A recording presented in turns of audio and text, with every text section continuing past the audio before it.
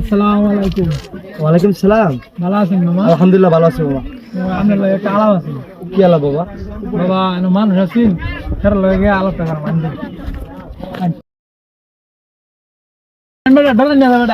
কি রে ভাই? কি করতেছো ভাই? আরে না বেটা কিসে? না না বললা কি বেটা?